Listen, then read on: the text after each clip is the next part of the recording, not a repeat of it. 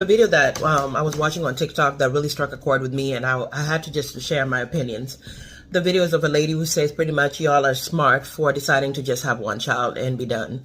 A few things happened to me that left me just saying I'm not going back to the hospital to give birth or to have another baby. Week checkup, and the doctor was like, oh, what are you gonna do for birth control? I was like, you ain't gotta worry about me, you ain't gotta worry about me. And was my blood pressure had been crazy, so I ended up staying in the hospital for 2 days extra. I was bleeding so much, after you have the baby, they give you the big diapers to wear. I was bleeding so much that sometimes I would go to the bathroom and I would be leaking all over the floor. Breastfeeding, where I decided that pretty much after the second month, I stopped breastfeeding altogether. Great, the other people that were coming in and trying to help me, I just felt like they were pushy and they did not really understand where I was coming from. I didn't feel that they were helpful in any way, because a lot of them kept pushing, like, try this position, put the baby this way, do this.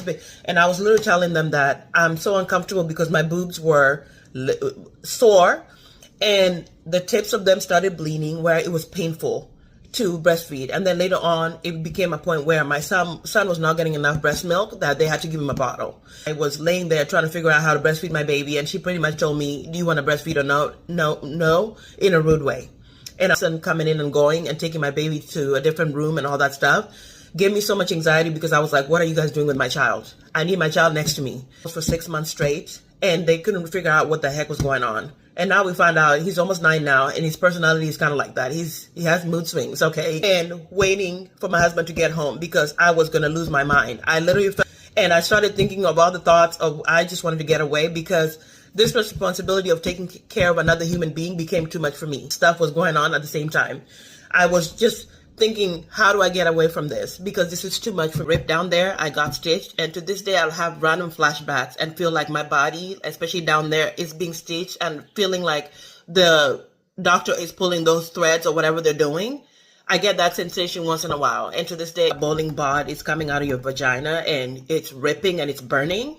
I will never forget that. There, no matter what I ate, it felt like it was just going into an empty hole, and I was never full. This went on. I ended up getting induced, and the whole process was really, really unbearable and uncomfortable. They tried so many different things on me to try to get my body to do its thing, and it didn't. So Patterson kicked in within 30 minutes, and before I knew it, I was pushing and crying and shaking, shivering and everything, okay? Because the pain got so unbearable.